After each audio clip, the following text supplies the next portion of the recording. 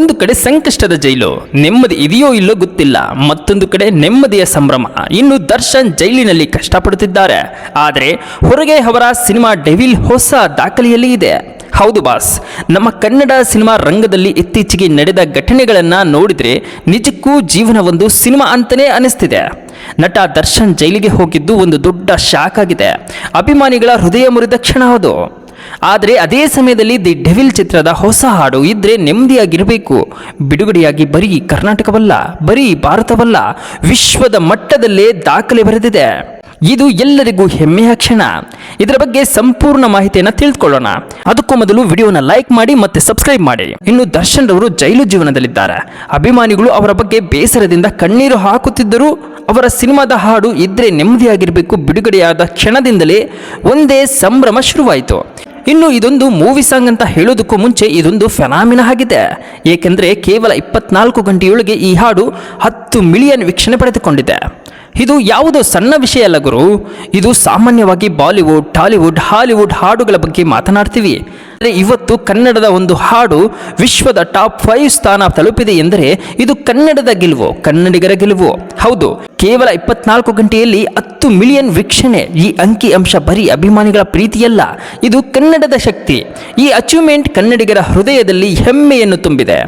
ನಮ್ಮ ಊರ ಹಾಡು, ನಮ್ಮ ಭಾಷೆಯ ಹಾಡು ವಿಶ್ವದ ಮಟ್ಟದಲ್ಲಿ ಜನರ ಕಿವಿಗೆ ಸೇರಿ ಟಾಪ್ ಲಿಸ್ಟ್ನಲ್ಲಿ ನಿಂತಿದೆ ಅಂದರೆ ಇದ್ರೆ ನೆಮ್ಮದಿಯಾಗಿರಬೇಕು ಹಾಡು. ಇಂತಹ ಕ್ಷಣಗಳು ಅಷ್ಟು ಸುಲಭಕ್ಕೆ ಬರುವುದಿಲ್ಲ. ಇದು ದಶಕಗಳಿಂದ ಕನ್ನಡ ಸಿನಿಮಾ ಮಾಡ್ತಾ ಬಂದ ಪರಿಶ್ರಮ, ಕಲಾವಿದರ ಬೆವರು, ಅಭಿಮಾನಿಗಳ ಶ್ರಮ, ಎಲ್ಲದರ ಪ್ರತಿಫಲ. ಇನ್ನು ಮೊದಲಿಗೆ ಡೆವಿಲ್ ತಂಡದ ಪರಿಶ್ರಮ. ಎಸ್, ದರ್ಶನ್ ಅಭಿಮಾನಿಗಳಿಗೆ ಈಗ ನೋವಿರಬಹುದು, ಅವರ ಸ್ಟಾರ್ ಜೈಲಲ್ಲಿದ್ದಾರೆ ಅನ್ನುವುದಕ್ಕೆ. ಆದರೆ ಅದೇ ಸಮಯದಲ್ಲಿ ಡೆವಿಲ್ ತಂಡದಿಂದ ಇದ್ರೆ ನೆಮ್ಮದಿಯಾಗಿರಬೇಕು ಹಾಡು ಬಿಡುಗಡೆಯಾಗಿ ಈ ಹಾಡು ವಿಶ್ವದ ಮಟ್ಟದಲ್ಲೇ ದಾಖಲೆ ಬರೆದಿದೆ.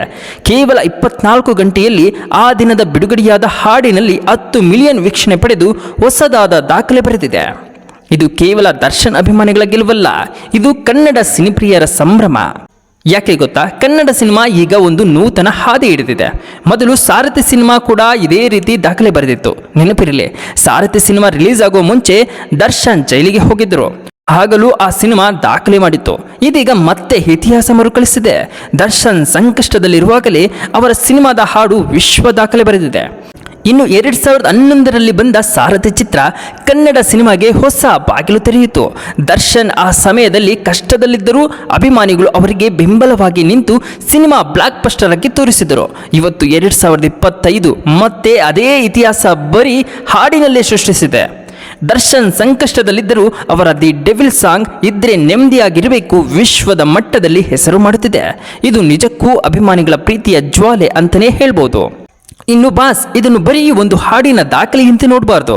ಯಾಕೆಂದರೆ ಇದು ಕನ್ನಡ ಸಿನಿಮಾಗೆ ಬಂದಿರುವ ಒಳ್ಳೆಯ ಕಾಲದ ಗುರುತು. ಹೌದು, ಮೊದಲು KGF ಸಿನಿಮಾ ವಿಶ್ವದ ಮಟ್ಟದಲ್ಲಿ ದಾಖಲೆ ಮಾಡಿತ್ತು. ನಂತರ ಕಾಂತಾರ ಸಿನಿಮಾ ಎಲ್ಲರ ಬಾಯಲ್ಲೇ ಹರಿದಾಡಿತ್ತು. ಈಗ ದರ್ಶನ್ ಅವರ ದಿ ಡೆವಿಲ್ ಸಾಂಗ್ ವಿಶ್ವದ ಟಾಪ್ 5ನೇ ಸ್ಥಾನ ಪಡೆದಿದೆ. ಅಂದರೆ ಕನ್ನಡ ಸಿನಿಮಾದಲ್ಲಿ ಒಂದೇ ಒಂದು ಅಲೆ ಅಲ್ಲ, ಮತ್ತೊಂದು ಅಲೆ ಬರುತ್ತಿದೆ ಅನ್ನೋದು ಸ್ಪಷ್ಟವಾಗಿದೆ. ಅಭಿಮಾನಿಗಳಿಗೆ ಇದು ಸುಂದರ ಕ್ಷಣ. ಒಂದು ಕಡೆ ತಮ್ಮ ಸ್ಟಾರ್ ಸಂಕಷ್ಟದಲ್ಲಿದ್ದಾರೆ, ಇನ್ನೊಂದು ಕಡೆ ಅವರ ಸ್ಟಾರ್ನ ಸಿನಿಮಾದ ಹಾಡು ವಿಶ್ವದ ದಾಖಲೆ ಬರೆದಿದೆ. ಇನ್ನು ಅಭಿಮಾನಿಗಳು ನೋವಿನಿಂದ ಕೂಡ ಸಂಭ್ರಮಿಸುತ್ತಿದ್ದಾರೆ. ಇದು ಬಾಸ್ ನಿಜಕ್ಕೂ ಪ್ರೇಮ ಅನ್ನೋ ಶಬ್ದಕ್ಕೆ ಅರ್ಥ ನೀಡುವ ಸಂಗತಿ. ಇನ್ನು ಸ್ಟಾರ್ ಸಂಕಷ್ಟದಲ್ಲಿದ್ದರೂ ಅಭಿಮಾನಿಗಳು ಪ್ರೀತಿಯಿಂದ ಅವರಿಗೆ ಬೆಂಬಲ ನೀಡುತ್ತಾರೆ, ಅವರ ಕಲೆಗೆ ಪ್ರೀತಿ ತೋರಿಸುತ್ತಾರೆ, ಅವರ ಹಾಡು ಸಿನಿಮಾದ ದಾಖಲೆ ಬರೆಯೋಕೆ ಕಾರಣರಾಗ್ತಾರೆ. ಇದು ಕೇವಲ ದರ್ಶನ್ ಸಿನಿಮಾ ದಾಖಲೆ ಅಲ್ಲ, ಇದು ಕನ್ನಡದ ದಾಖಲೆ. ಏಕೆಂದರೆ ವಿಶ್ವ ಮಟ್ಟದಲ್ಲಿ ಕನ್ನಡದ ಹಾಡು ಟಾಪ್ 5 ಸ್ಥಾನ ಪಡೆಯುವುದು ಅಪರೂಪದ ವಿಷಯ.